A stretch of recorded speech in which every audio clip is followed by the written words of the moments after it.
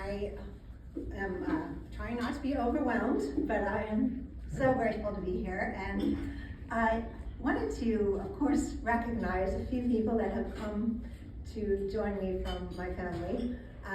And my husband, Wes, is right here, Wes Pine, who's been such a support to me these last few years since we met in 2016. And my best friend in the whole world, Sandra, who's in the book, is here at the table too, with her friend David. And then my niece, Becca Richie, lives in Brooklyn. So I'm so glad she came. And so thank you for this group. And also Kim Hoagland with Oregon State University Press, my acquisitions editor. So, thank you.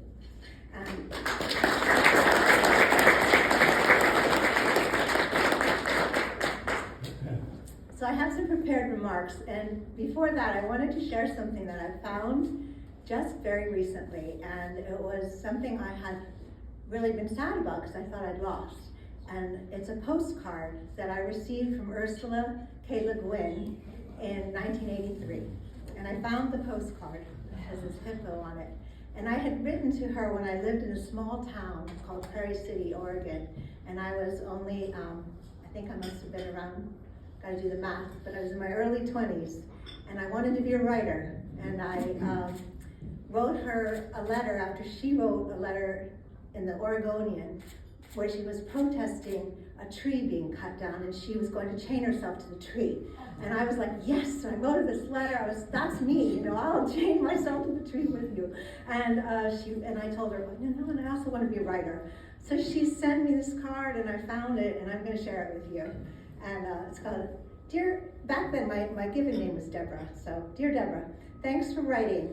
I appreciate the fellowship. Becoming a writer is sort of like becoming a tree. It takes a long time and is risky, but worth it. Keep on making new rings. All the best, UKL. So I thought you'd all appreciate her words. I was always a fan. Of course, she was a great environmentalist. So thank you for this great honor of receiving the John Burroughs Award, and I'm truly grateful to all the people who've helped me over more than a decade in this long journey of tracking kingfishers and writing and revising and last publishing with Oregon State University Press. Whenever I faltered, the jay-sized bird of the headfirst dive urged me onward. I would hear that musical staccato volley of notes skipping across the creek, and I would vow to keep my promise. For above all else in my story, I wanted the kingfisher to emerge as the star of the show. I'm imagining a queenfisher with us in this room, perched on a chair.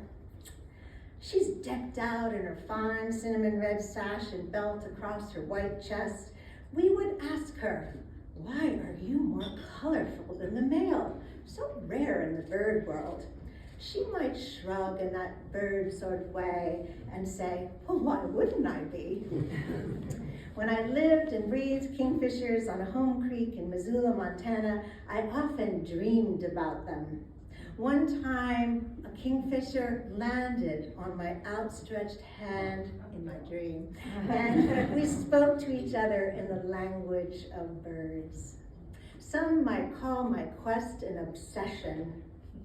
I came to think of it as love extending from the bird to a community of life I would never have known otherwise. Once, when sitting still on a warm September afternoon at the creek's edge, a chocolate-hued mink rippled right over my bare legs. I had become another root, one with the cottonwoods, ponderosas, alders, and willows. Returning to the queenfisher in this room, she would peer at us with those alert black eyes sighting down her dagger beak. We would admire her sassy crest and the neat flicks of her short tail. But the kingfisher is one skittish and elusive bird. Her realm is not this room, but fish-filled waters, sky, and a vertical earthen bank to excavate a nesting burrow. The belted kingfisher remains my muse and spiritual helper in the way of the origin myth of the Arikara of the Upper Missouri.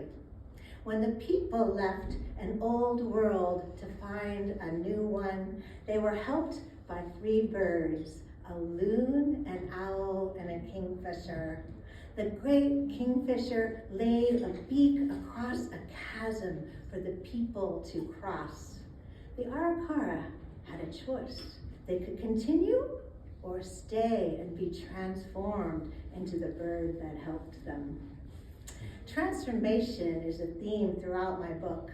In the Greek myth, Halcyon and Ceyx were turned into kingfishers by the gods. Ancient myths of many cultures are filled with this easy slipping betweenness that links us to our animal kin.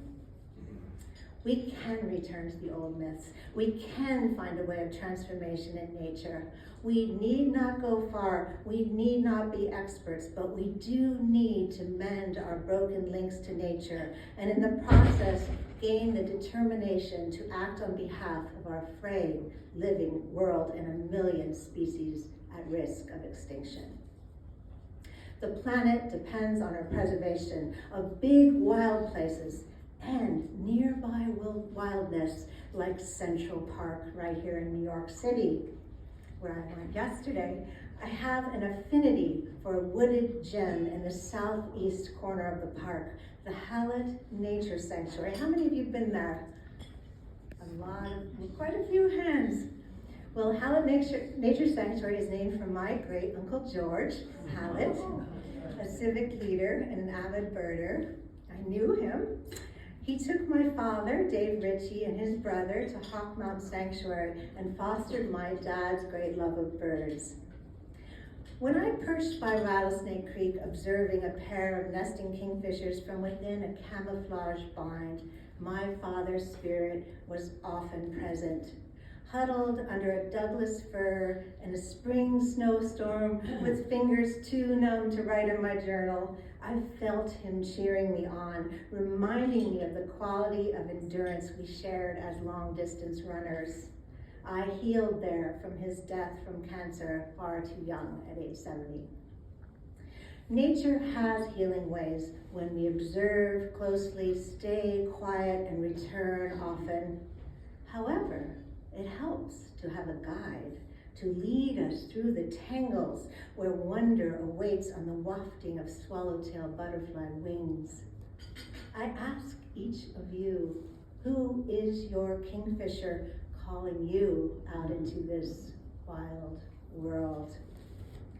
John Burroughs applied the word guide to the kingfisher, specifically in his essay, The Halcyon in Canada. Many thanks to Joan Burroughs for referencing this fitting quote in her announcement of the award. The halcyon, our kingfisher, is a good guide when you go to the woods. He will not ensure smooth water or fair weather, but he knows every stream and lake like a book, and will take you to the wildest and most unfrequented places. I echo those last words, the wildest and most unfrequented places. While belted kingfishers will inhabit an urban creek or pond, I came to know the bird on a stream birthed in the headwaters of a designated wilderness safe from roads and chainsaws.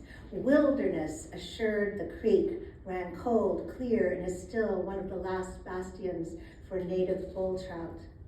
In this time when we are fast losing unprotected wilderness, the kingfisher is the messenger calling us to preserve all that is left. On the 60th anniversary year of the Wilderness Act, let us hover no longer.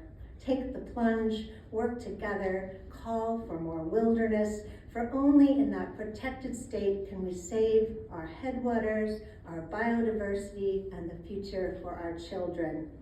At the same time, we must rewild close to home, link animal corridors, and know that every wild pocket matters. Whenever we falter, the kingfisher will be there cheering us on. Thank you.